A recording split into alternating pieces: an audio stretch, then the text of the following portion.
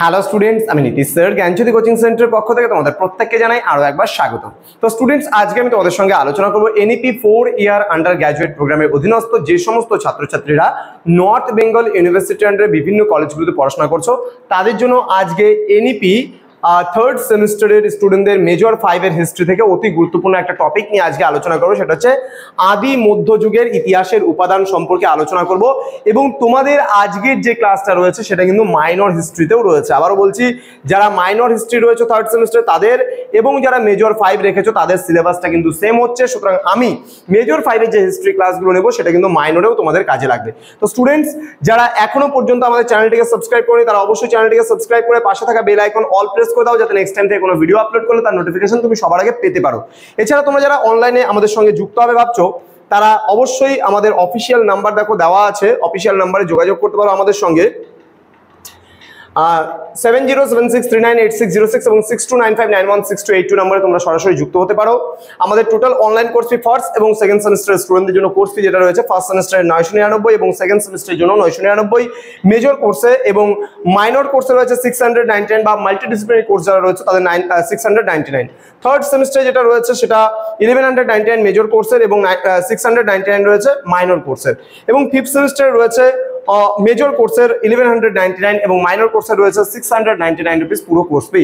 তো দেরি না করে আজই যোগাযোগ করো আমাদের সঙ্গে এবং যুক্ত হয়ে যাও আমাদের অনলাইন ক্লাসে। চলো শুরু করছি আজকের ক্লাসটা। আদি মধ্যযুগের ইতিহাসের যে প্রত্নতাত্ত্বিক উপাদান রয়েছে সেই প্রত্নতাত্ত্বিক উপাদানগুলো নিয়ে কিন্তু আজকের এই ক্লাসটিতে আমি আলোচনা করব। দেখো কি বলেছে, আদি মধ্যযুগের ইতিহাসের উপাদানগুলিকে আমরা যদি দেখি মূলত দুটো ভাগে ভাগ করি। একটা হচ্ছে সাহিত্যিক উপাদান এবং একটা হলো প্রত্নতাত্ত্বিক উপাদান। আমি ক্লাস নাম্বার 1 বা ফার্স্ট ক্লাসে আলোচনা করেছিলাম তোমাদের সঙ্গে সাহিত্যিক উপাদানগুলো নিয়ে। তো আজকের আলোচনার বিষয় প্রত্নতাত্ত্বিক উপাদান। অর্থাৎ প্রত্নতাত্ত্বিক উপাদানগুলো বলতে যে উপাদানকে বোঝায় সেগুলো হলো অলিখিত উপাদান, যেগুলো লিখিত অবস্থায় নেই। যেমন লিপি হতে পারে, মুদ্রা হতে পারে, স্থাপত্য ভাস্কর্য উপাদান হতে পারে। তাহলে যেগুলো লিখিত অবস্থায় নেই সেগুলোকে আমরা বলি অলিখিত উপাদান বা প্রত্নতাত্ত্বিক উপাদান।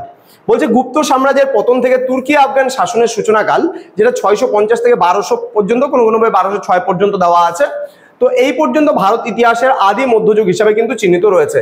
তাহলে 650 থেকে 1206 খ্রিস্টাব্দ পর্যন্ত যে সময়কালটা রয়েছে বা 1200 খ্রিস্টাব্দ পর্যন্ত যে সময়কালটা রয়েছে এটা কিন্তু আদি মধ্যযুগ হিসাবে কিন্তু চিহ্নিত করা হয়েছে।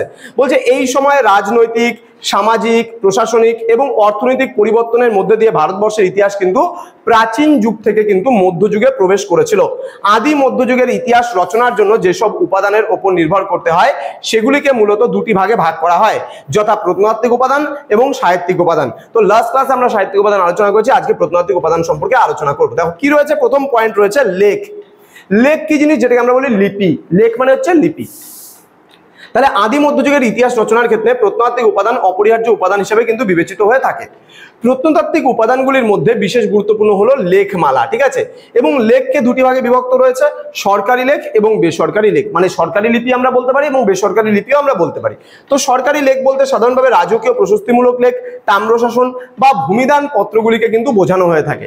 তাহলে বোঝা গেল সরকারি লেখ কোনগুলো, মানে সরকার থেকে যেগুলো কিন্তু সরকারি কাজে যে লিপিগুলো ব্যবহার করা হয়েছে সেগুলোকে আমরা সরকারি লেখ বলছি।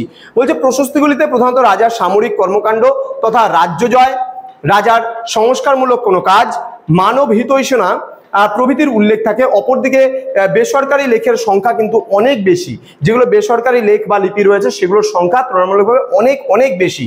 তো এগুলির মধ্যে অনেক কৌতূহলোদ্দীপক তথ্যও পাওয়া যায়।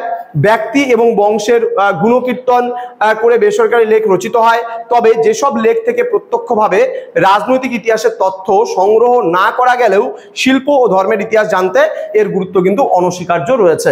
তাহলে যেভাবে আমরা রাজনৈতিক ইতিহাস জানতে পারি না ঠিকই, কিন্তু শিল্প এবং ধর্মের ইতিহাস সম্পর্কে জানতে গেলে আমাদের বেসরকারি লেখগুলো কিন্তু যথেষ্ট গুরুত্বপূর্ণ উপাদান হিসেবে কাজ করছে। নেক্সট পয়েন্ট যেটা চলে আসবে সেটা হলো মুদ্রা, ঠিক আছে। মুদ্রার মধ্যে কি আসবে? মুদ্রা বলতে যেটাকে আমরা কয়েন বলি। গুপ্ত যুগ পর্যন্ত ইতিহাস জানার ক্ষেত্রে মুদ্রা ব্যবহৃত হলেও গুপ্তোত্তর তথা আদি মধ্যযুগে এর ব্যতিক্রম কিন্তু লক্ষ্য করা যায়। কারণ এই সময় ভারতে মুদ্রার ব্যবহার কমে যায়।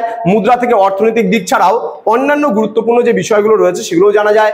উল্লেখ্য পশ্চিমী চালুক্য শাসকদের মুদ্রায় কিন্তু লাঞ্ছন বরাহ মূর্তি দেখা যায়। আবার পল্লব শাসকদের মুদ্রার কিন্তু একদিকে বৃষ বা ষাঁড় বলি এবং অন্যদিকে বৃক্ষ বা অর্ণবপোত, তারকা প্রভৃতির কিন্তু উল্লেখ কিন্তু এতে রয়েছে বা থাকছে। বলছে মুদ্রা ছাড়াও অন্যান্য যে প্রত্নতাত্ত্বিক উপাদানগুলি হলো পোড়ামাটির জিনিস, মূর্তি, প্রাসাদের ধ্বংসাবশেষ, মন্দির ইত্যাদি। যেমন রয়েছে বেড়াচাপার চন্দ্রকেতুগড় ধ্বংসাবশেষ, অজয় নদের তীরে পাণ্ডু রাজাদের ঢিবি আছে, সেই ঢিবি, দেন নদিয়ার সেন রাজাদের রাজধানীর ধ্বংসাবশেষ থেকে কিন্তু আলোচ্য পর্বের ঐতিহাসিক উপাদান কিন্তু সংগ্রহ করা যায়। তাহলে লিপি, মুদ্রা এবং স্থাপত্য ও ভাস্কর্য নিদর্শনকেই আমরা মূলত কি বলছি, আমরা মূলত প্রত্নতাত্ত্বিক উপাদান বলছি। তো আজকের এই ক্লাসটি এতটুকুই ছিল। নেক্সট ক্লাসে দেখা হবে তোমাদের সঙ্গে নতুন কোনো টপিক নিয়ে, নতুন কোনো ভিডিও নিয়ে। আমাদের ইউনিট 1 যে ধারাবাহিকভাবে যে ক্লাসগুলো চলবে, আজকে দ্বিতীয় ক্লাস ছিল, সেই দ্বিতীয় ক্লাসে আমরা আলোচনা করলাম মেজর এবং মাইনর যাদের রয়েছে তাদের ইতিহাস নিয়ে। মেজর 5 এবং মাইনর তোমাদের হ্যাঁ, যে মেজর 5 নয়, মেজর 6টা তোমাদের মনে হয় মেবি আছে তোমাদের মাইনরের সাথে মানে জয়েন, এটা হয়তো তোমাদের নেই।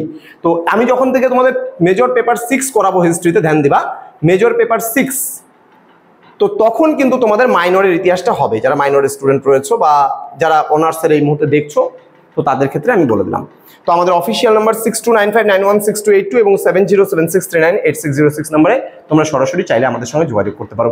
দেখা হচ্ছে খুব তাড়াতাড়ি আরো একটা নতুন ভিডিও নিয়ে তোমাদের সঙ্গে। তোমরা প্রত্যেকেই ভালো থেকো, সুস্থ থেকো। Thank you so much, thanks for watching after all, thank you.